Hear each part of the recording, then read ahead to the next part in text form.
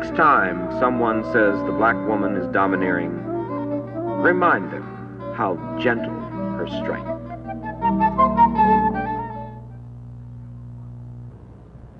This show will concentrate on one of the greatest institutions in the world, the black woman. In order to get the real feelings and perspective of our sister, we went to her. A group was brought together with as many differences as likenesses, but held together by the common thread of the black experience. Another institution was added, Sister Lena Horne, who can, from first experience, speak about survival if you are born a woman and black in this society. Our woman has borne us, nurtured us, and saved our race, and in the process, she often got the worst of it. As a unique institution, the black woman remains.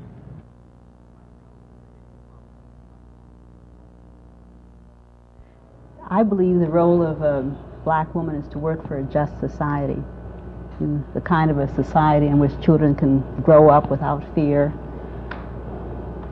in which they can hope. Don't you think so? Really, to boil it all down, black woman is the mother of civilization. That adds it up. She is. She's actually the mother, that's it. She's the mother of the earth. She bears forth the fruit to fertilize the soil. I agree. I agree. I think we have overlooked the fact that black women have been for the white nation. They have sucked us dry.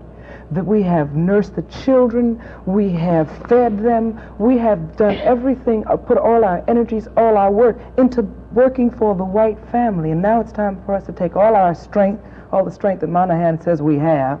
We're supposed to be the strongest women anyway. It's time for us to take all our strength, all our milk, all of that, and put it into working for the black nation. I'd like to touch on something here. I'm glad you brought this up, and I don't know what reaction this is going to get because a lot of people jump at me when I say it. But unfortunately, all people in this country, black people and white people, are subjugated to the same system of media, are subjugated to the same systems of communication, are subjugated to the same conditioning. And that's something we definitely have to reckon with if we're going to ever get through any of this stuff. Moynihan, that's sort of the name that's associated with that word matriarchy, definitely has to be dealt with. I'd like to deal with him face to face. Right. I think that unfortunately a lot of us, black men and black women, believe in the myth of that matriarchy. And I think that belief engenders a lot of negative things. Number one, it says that matriarchy is inferior to patriarchy, which is a whole thing right there. You see that patriarchy is a sort of natural or divine order of things, which is not so.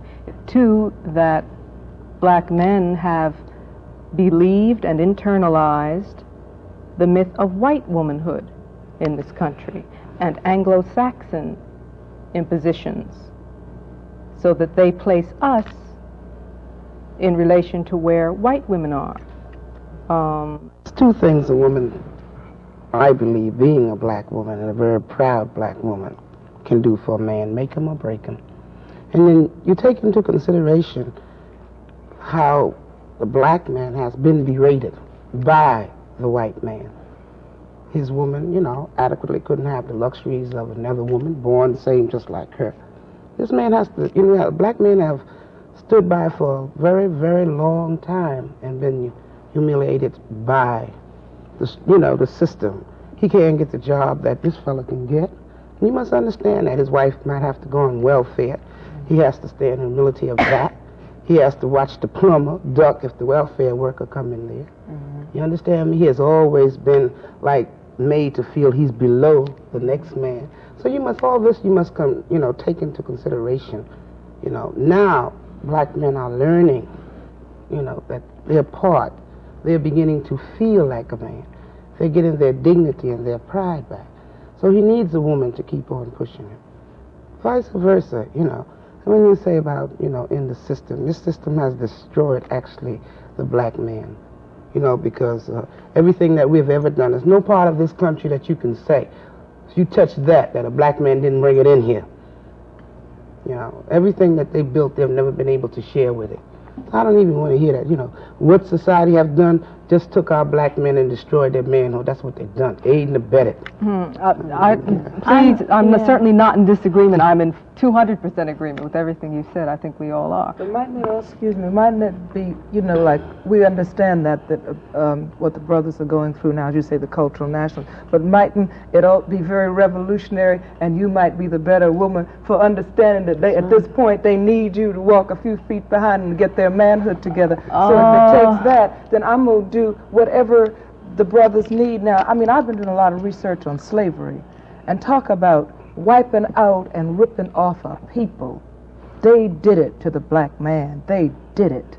And if it takes, at this point, a cultural nationalist say, you got to walk 4 paces behind me, baby, slow.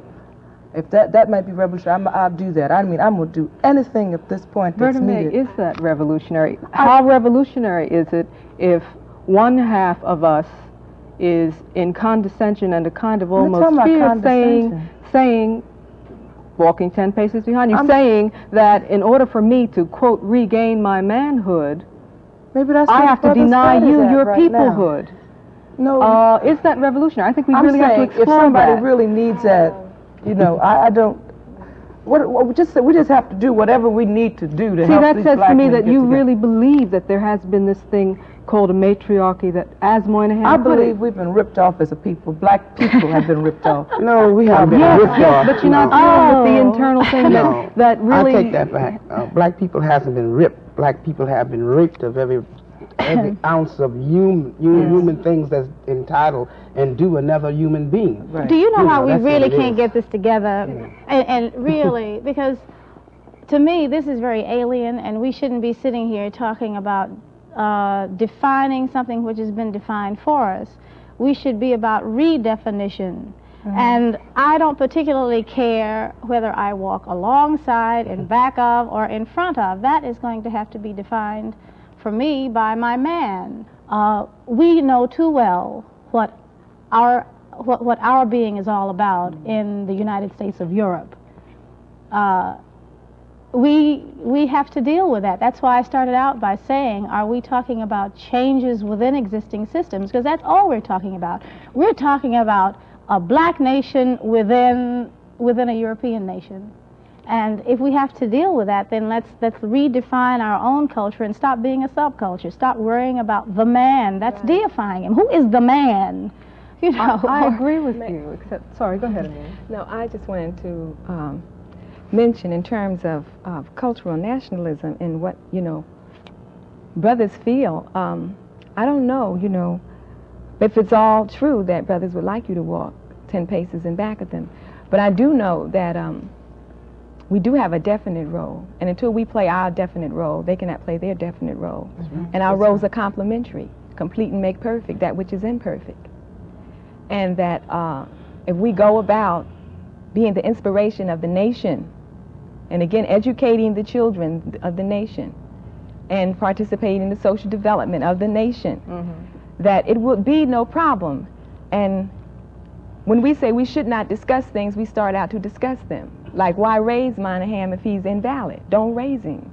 Don't talk about him. I really believe this very strongly, that as much as we would all like to say that and struggle every day re-examining ourselves to do just that we are, unfortunately, very much a part of that dominant culture. It does affect us. Now, if it didn't affect us, we wouldn't be fighting crackers. And that's the truth of it. If it didn't affect us, we wouldn't get mad about what Mr. Moynihan writes.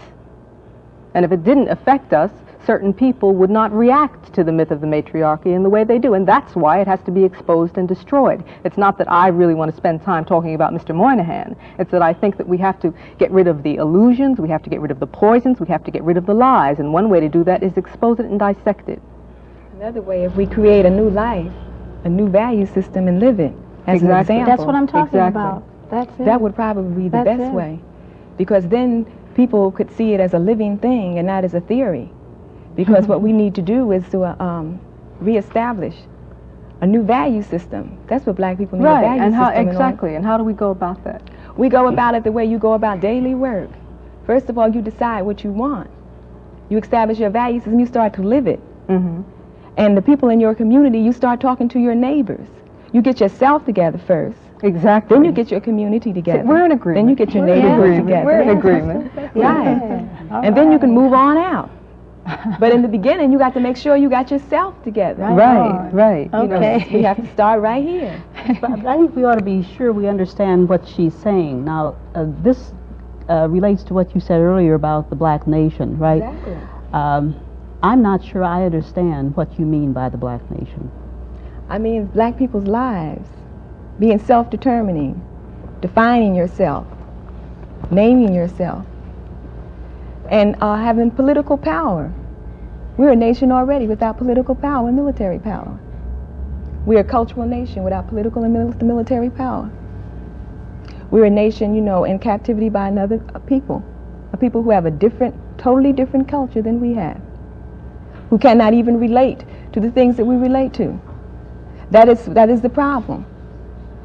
And as black women, we have to be the inspiration for the nation, for our men.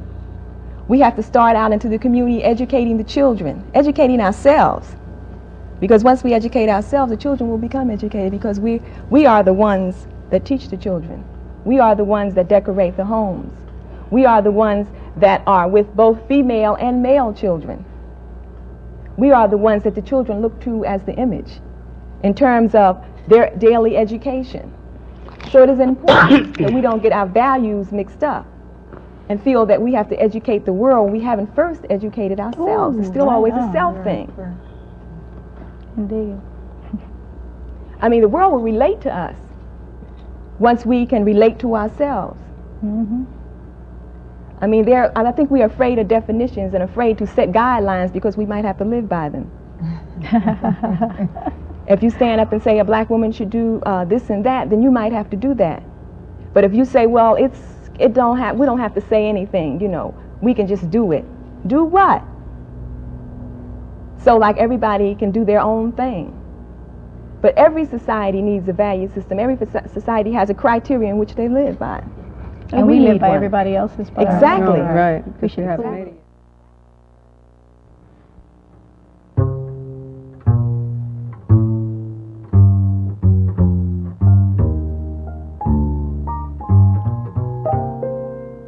I'm a cotton field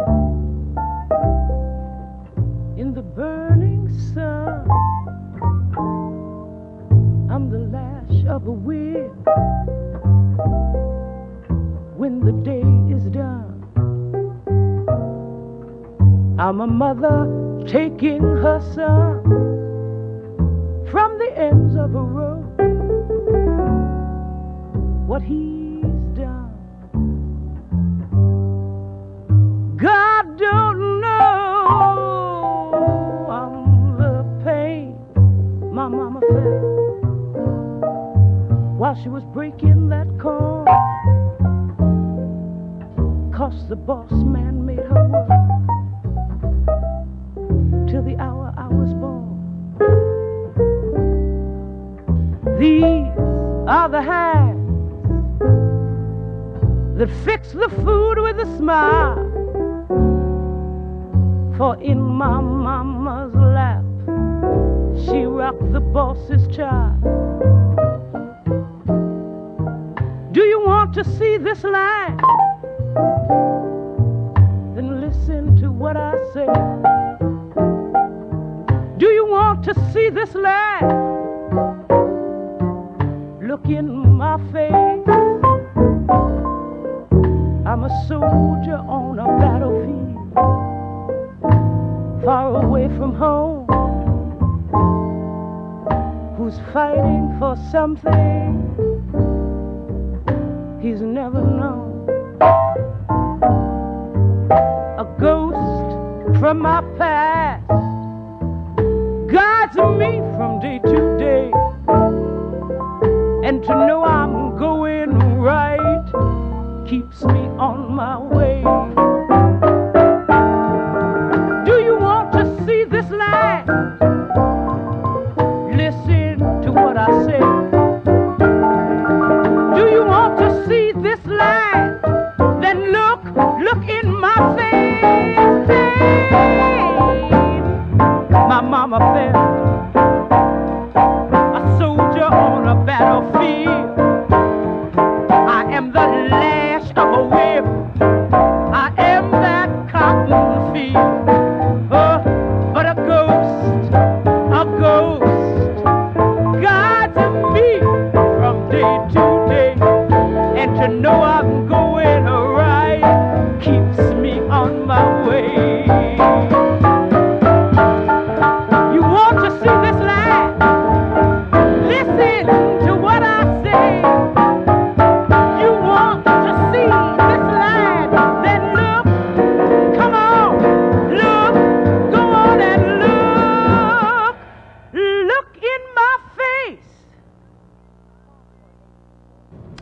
poem for a lady whose voice I like.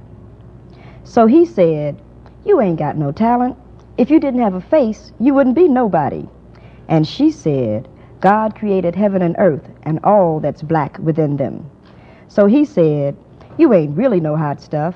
They tell me plenty sisters take care of better business than you."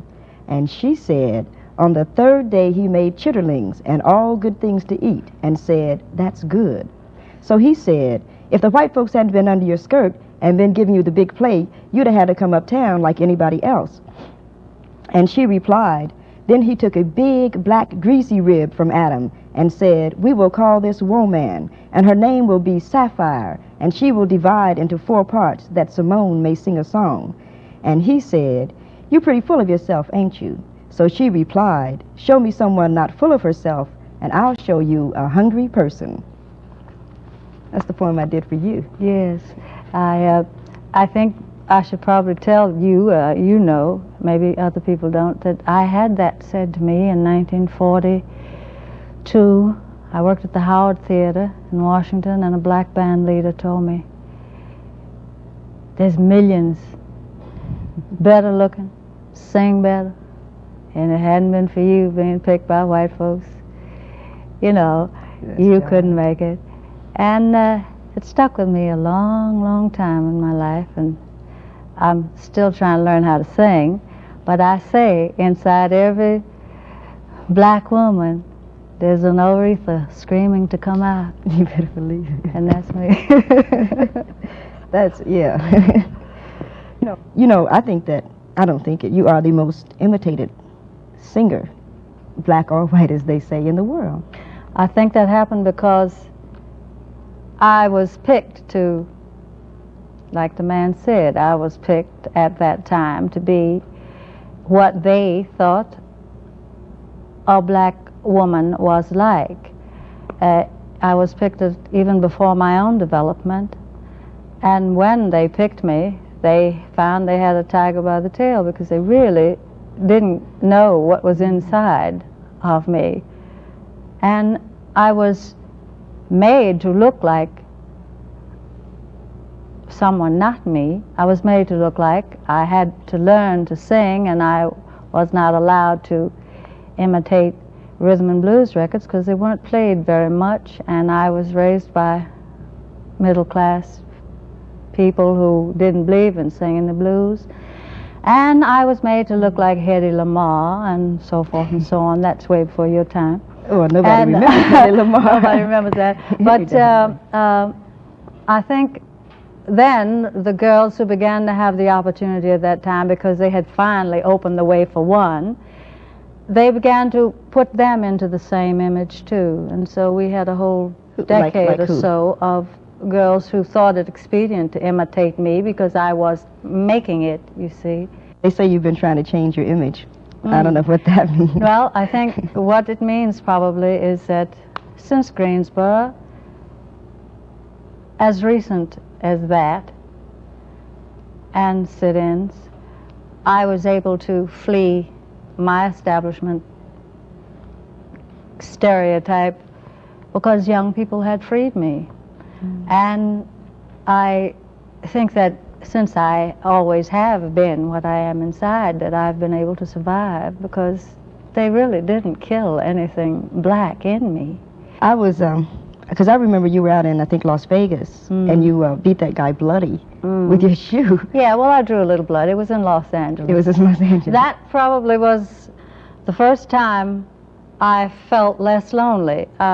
By the isolation that was imposed upon me by very nature of its definitive isolation from my own people, from white people, this middle thing that I was in, had kept me very much alone spiritually too. And I got insulted. I had frequently done so, but I hadn't done it at a place where there were a couple of reporters around, and the guy made me mad, and I struck him violently, because I am violent in a way. You trying to say violence purges the soul? No, he just made me mad, and sometimes your madness just mounts into, you know, beautiful madness. And I struck him, and I got tons of mail and letters and telegrams from black people who said, you know, hey, thank you, and how wonderful, and all. I said, my God, I'm not alone, and that was in the 50s. I had lived a long time without that feeling.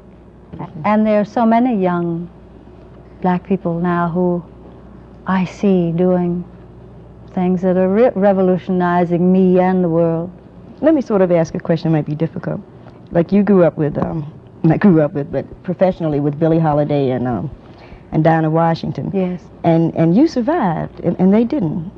Do you, I'm sort of asking you, I guess, to respond to that, like why? Can you? I don't know. I didn't want anybody to kill me. I think I didn't want them to destroy me. I mean, let's say I won't say hate because it's very bad, and I've not allowed myself until recently to love and open myself up to love.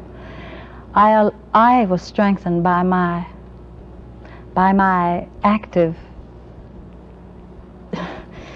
disinvolvement, hidden, but it kept me surviving, and I think my background, my people must have. I find great migrations made by my great-great-grandmother on both sides that I didn't know anything about until I was in my 40s, and they survived, and it must be in us. Yeah. I'm sorry that, you see, I loved Billie very much, and I loved Dinah, and they were both very gentle women to me. They were very good to me when I was starting. And I think I began to know about the sisterhood during those years. You had a personal tragedy. Your father died, and then your son. Yes, this past 6 months I've lost my father and my son, and they were both black men that I was denied until I was along in my years. My father and my mother separated when I was 3, and my son was taken from me when he was 3. But I got to know them when I was older, and they really fulfilled a great deal. When you got ready to marry Minnie Hayden, one of the statements that you made was that you didn't have the strength to marry a black man. How would you? I had married first a black man, and I wasn't a big enough woman to help him. I married him because I had nobody. I ran away from life as a chorus girl at 16, and a stepfather who was white that I didn't understand. And then I found out how difficult it was for a black man to live at that time and to exist. And I failed him. I didn't know, I didn't have enough consolation in myself because I'd never had it to give to him. What do you think about the Angela Davis case? What do you think about Angela? I think that I hate to see another one about my young women being destroyed. When Angela was arrested, they had a thing uptown. Her mother came, her sister was up there. And one of the parents at 13, I believe, one of the young ladies, was saying, you know, they can say Angela is beautiful, and they can say she's brilliant, but she's right in the same women's detention home that the sisters that walked the street are in. What I'm so afraid of is this actually is a calculated genocidal move in many instances, because the threat of this kind of strength that these young people have, which may not always be comparable to the kind that our ancestors had, is so positive and so fearless that it frightens people. And I don't want to see this continue, but sometimes I worry that it's a concentrated, thought-out effort to not have a young generation so strong and so beautiful.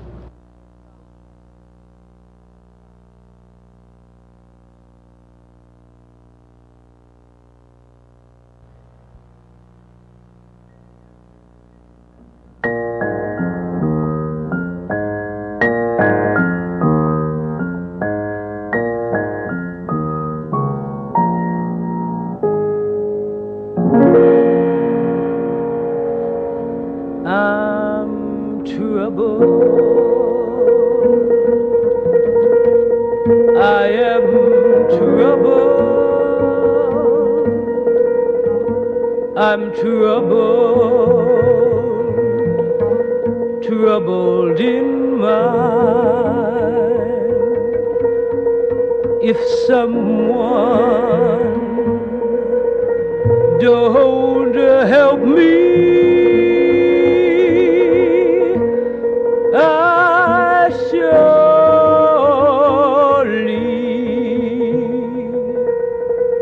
will die. Trouble, trouble, I'm troubled in mind. Oh, trouble, trouble, trouble never leaves me behind. If someone don't help me, I surely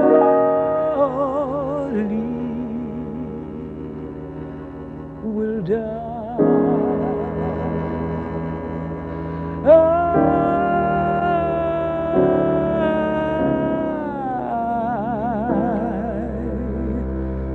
will die.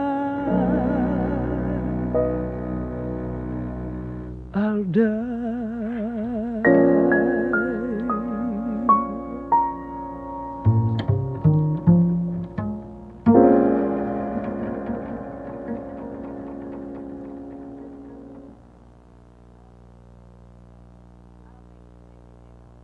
I don't think, maybe all the sisters don't know what K building is. Well, K building is the building up in Harlem Hospital that was taken over by community people, I for one. And first time it ever was done. We're still fighting to keep control. But like we tell the doctors, we do our thing or don't be no thing. We blow it up. I mean that. I don't care if the CIA listening, blow it up, because it has to be a change, and people have to stand up, especially black people, for their principles. Because, other groups don't think that we have too many principles, that it's nothing really that we want, that we think is worth fighting for. We can always go over in Vietnam and kill somebody damn near look like us. But we never, have banned our resources and our dreams to actually get something constructive. We're always fighting somebody else's wars, fighting for somebody else's ideals. We never really want to fight for ourselves. That's why, as the sister was saying here, K building meant so much. This was something for our people, something we believed in, to the extent that we would have died right there. And for me, myself, it's the first time I ever had anything that meant that much to me. Those were drug addicts who wanted. Well, we opened it mostly because we took it. We had, just like you said, we went here, we went there, asking everybody, could we get facilities for adolescents? And every day you always heard, I'll call you, don't call me. So then one rainy evening we decided to go up there and take 2 floors that were badly needed in a community of 150,000 addicts. Because as the sisters here say, you get tired of watching your people die. So we took it. But we had a principle, this is what I'm saying. The principle is still there, and every day we don't relax. We keep right on so we can get it perfect. At least we're able, like she said, to save the children. And this is what we have to do. You have to save the children in order to save the race.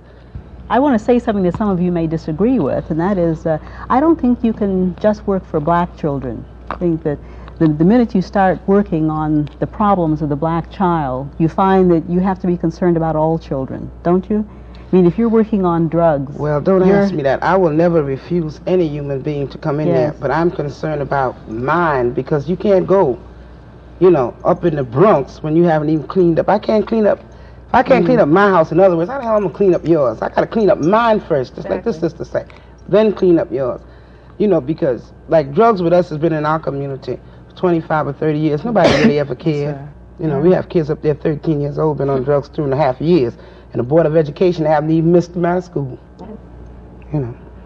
Like we say, they freed us 300 and some years ago, turned around 50 years later and gave us dope. So I don't really go for, for all of that about going across the river and doing something. I think we should stay on this side, try to do what we have to do for each other. I don't think that we can work just on our own problems unless we are concerned about the total society. And as a matter of fact, unless we go across the river too, and we're concerned about a lot of things happening in the world. This is a very small planet, and we feel the impact of these forces. I don't think that we can concentrate just on what you call the black nation, so long as we exist in America, which is a sick society. Don't you think we have to work on? No, I don't. You know, I really. I just wanted to define this as a difference. I appreciate everything you're saying, but quite often when people do not understand, they cannot relate, and I don't really think you understand what's going on in black communities. Yeah. I think you're very comfortable. I mean, please. Go ahead. I think you're very comfortable sitting in your office and trying to be very community-oriented from your desk and in your plush, air-conditioned place.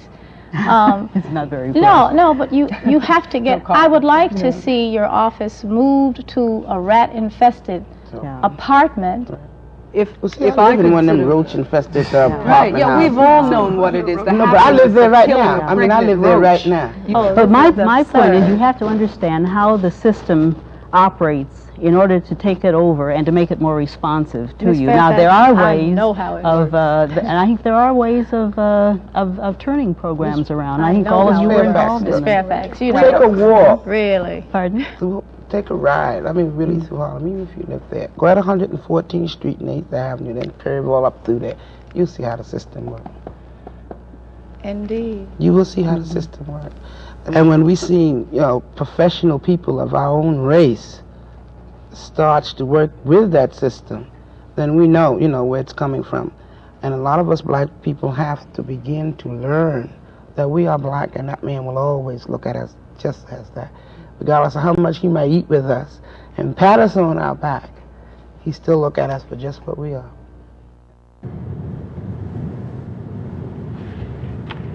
This little light of mine, this little light of mine, I'm gonna let it shine. I'm gonna let it shine so bright, let it shine. This little light of mine will burn so bright that not only my people, but all people will see it burn. Burn, baby, burn.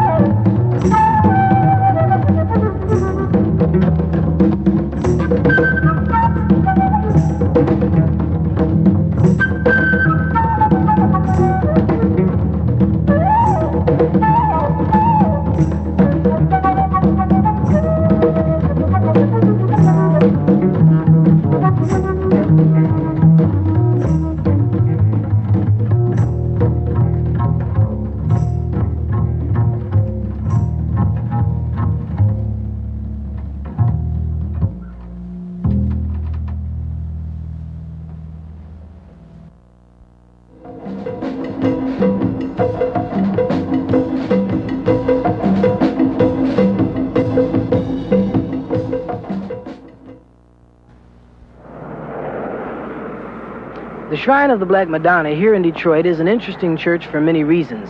First of all, it has a Black Madonna. Secondly, it celebrates a black theology. And third, it celebrates holidays in an interesting way, a black way, as it should be. Case in point, Women's Day, October 25th. Here at the shrine, the theme was New Directions for Black Women in the Liberation Struggle. Traditionally in black churches, there's a Women's Day, which has no relevance to anything that's important to black people. It's just a fundraising activity by black churches where women go out and try to raise as much money as they can. We are concerned with making the Women's Day a festival which symbolizes, points out, highlights the importance of black women to the church and to the total liberation struggle. What time is it? Then let the black nation rise. Then let the black nation rise. Let the black nation rise. What I'm going to say will be in two parts. The first part will be talking about black women in the struggle, and it's called Queens of the Universe, because black women be queens. If they could just see their beauty, you see. We black women have been called many things: foxes, matriarchs, sapphires, sisters, and recently queens. I would say that black women have been a combination of all them words, because if we examine our past history at one time or another, we've had to be like them words be saying. But today, there are some words we can discard. There be some we must discard for our own survival, for our own sanity, for the contributions we must make to our emerging black nation.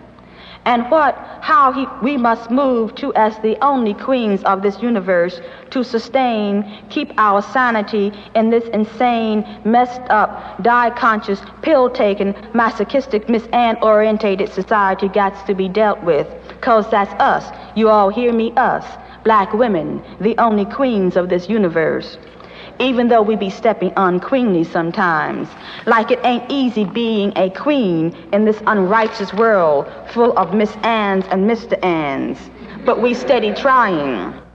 Women have been traditionally, historically, tremendously important to any oppressed people in the sense of making it possible for an oppressed people to survive, making it possible for them to pass on some of the traditions and culture of a people when the existence of a man was seriously threatened from day to day and from week to week and month to month.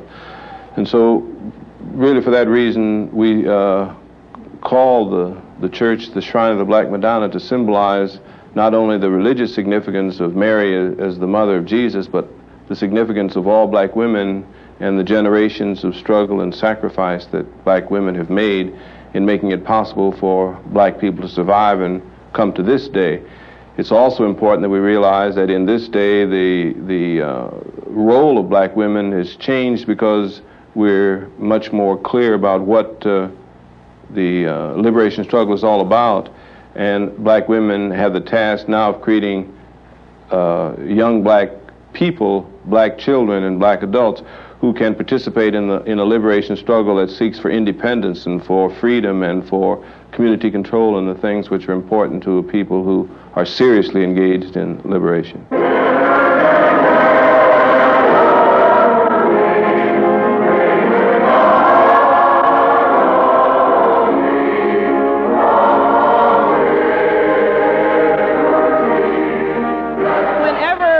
Speaks of revolution, we don't have to say that revolution, what are we doing now trying to change things? We didn't just wait until now to start trying to change things. That evening, the women put together a festival that spoke to the church members about blackness and history of black revolution. Recognition was awarded the most interesting presentations, and a soul food dinner was served. A black celebration for Women's Day and a black church, the Shrine of the Black Madonna. This is George Martin in Detroit for Black Journal.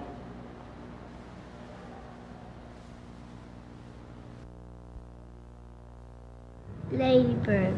Ladybird, ladybird, fly away home. Your house is on fire and raps on the phone. Can I ask you one question? You'll have to answer it. Recently, a white show asked you to give them 90 minutes. Why did you turn that down? I turned it down because in the first place, I'd rather do it on my own show if I had one, if we had one. And I didn't feel like giving my life to someone that I don't feel very close to. I want to ask you a question. What's the sisterhood? What do you...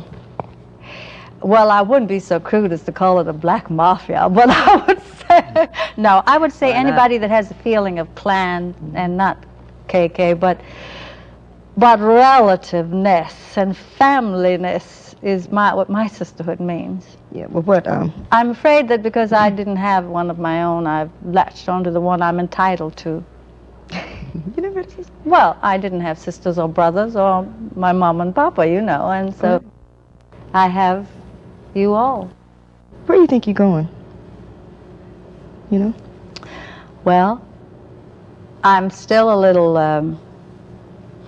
numb at the moment from the past 6 months, but I feel adventuresome. I don't think I'm just going to sit down. I don't necessarily mean singing or... I'm not a lecturer, I'm not a writer, I'm not a... I'm just, I guess I'm a performer, but I feel creative. I feel I need to be around people. I like it now. And I don't know what I'm going to do, but I'm not going to stop. There are many, many things that we can do if we look at ourselves seriously as a nation and not get preoccupied with the goings-on of someone else and get preoccupied with what we're doing. You know, there actually are resources in the black community. We should use those resources and we should move around, you know, in such a way as though we were seriously thinking about having a nation. I agree. And seriously, and not just say it because it sounds good, or say it because it is hip, because nationalism is not faddism. And I think that a lot of people are identifying with different things because it is hip to identify with certain things, but it is hipper to understand that we are slaves and we got to be free. And it's even hipper to work it out, you know, our freedom, national liberation for black people. But what about the sisters who don't agree with you? Then who has to deal with them? Well, it's not about agreeing with me. It's about doing. It's not agreeing about it. No, they will just say, I don't agree. It is, you know, well, we just have that, you know, she could say, I don't agree with you, you know. Right. My man won't let me do that. I don't want to do that. And what will happen to these people? I'm not going to preoccupy myself in terms of what will happen to them because I know that more people are preoccupied with freedom. No one wants to be a slave. But are we talking about a black nation? I'm talking about black people who haven't quite gotten the mind thing together. So we have to preoccupy our minds. I think that because all black people don't say they're nationalists, and because all black people don't, you know, wear braids or naturals and traditional clothes, don't mean they're not nationalists now. Now they're nationalists, but they just don't use the word. Because no one wants to be a slave. And there's no black person on this planet who will disagree with freedom. So, like, I don't know whether, you know, we can consider that or not.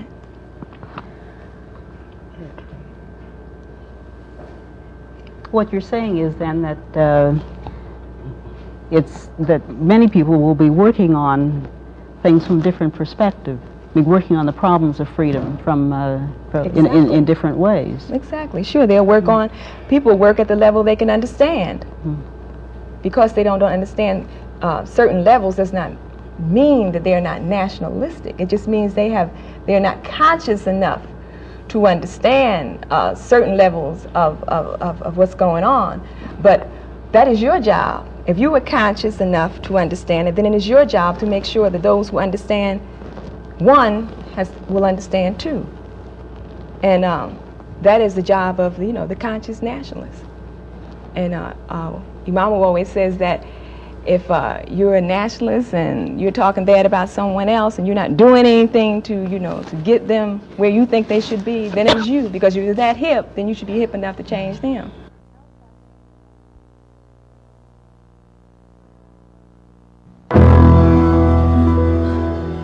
Painted Painters, why do you always paint white virgins?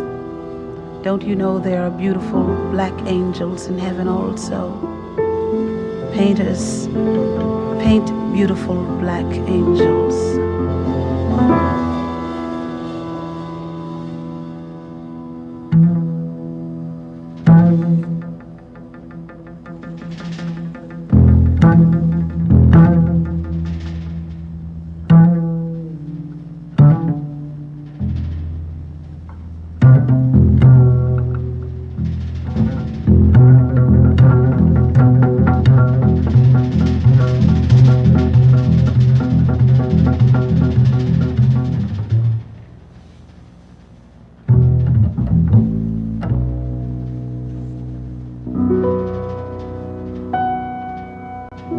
Pintar, nacido en mi tierra, con el pincel extranjero. Pintor que sigues el rumbo de tantos pintores viejos. Aunque la Virgen sea blanca, píntame anhelitos negros que también se van al cielo. Todos los negritos buenos.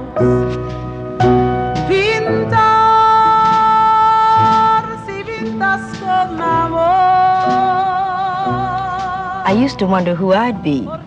When I was a little girl in Indianapolis, sitting on doctors' porches with post-on pre-debs, wondering would my aunt drag me to church Sunday, I was meaningless, and I wondered if life would give me a chance to mean.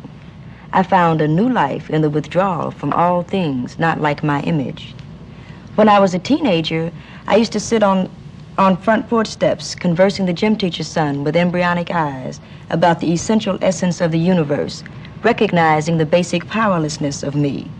But then I went to college, where I learned that just because everything I was unreal, I could be real, and not just real through withdrawal into emotional crosshairs or colored bourgeois intellectual pretensions, but from involvement with things approaching reality, I could possibly have a life.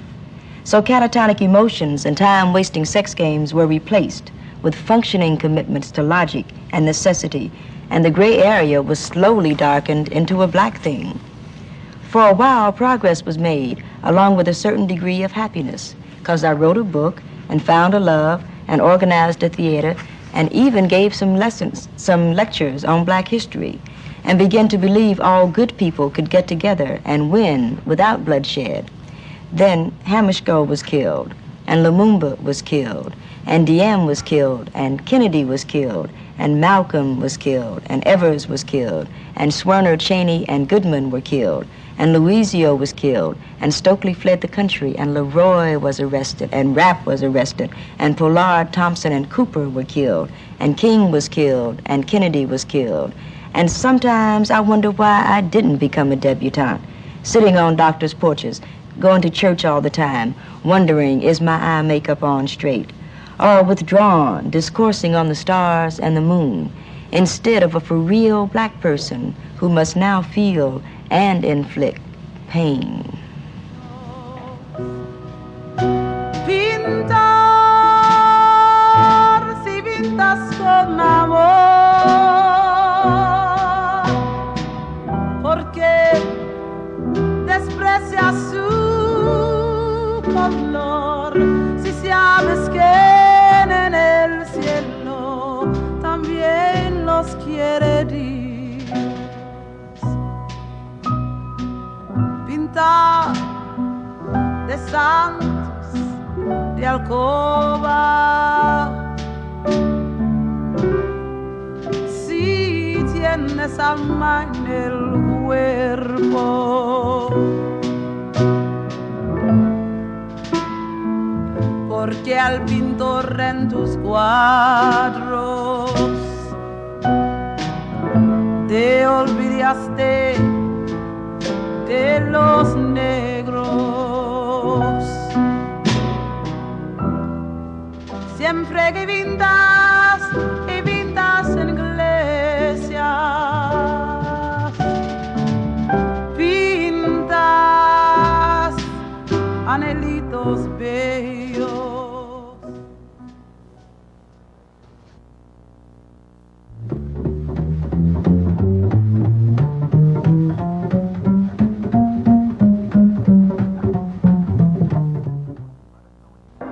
Let us know what you think of Black Journal. Send your letters to Black Journal, 10 Columbus Circle, New York. Bumper stickers and buttons are also available. Send stamped self-addressed envelope to Black Journal, 10 Columbus Circle, New York. Because of our emphasis on the black woman, all of our letters are from sisters. Each show, says this writer, has a great variety of interesting and very talented people. From Albany, California, I wonder why it doesn't appear daily. Sister Weddington says, I am so proud to be among the many to claim this rich heritage that you bring to us. Kim Weston's singing of the Black National Anthem is especially interesting to this sister, and her entire family, she says, proudly displays Black Journal buttons.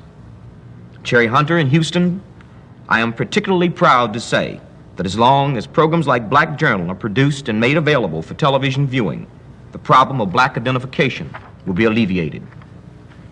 This sister says, I especially enjoy the chance to get more than one side of the news as presented by network television. Olive Benton in the Bronx wants to know what the viewers can do to get the show aired more frequently.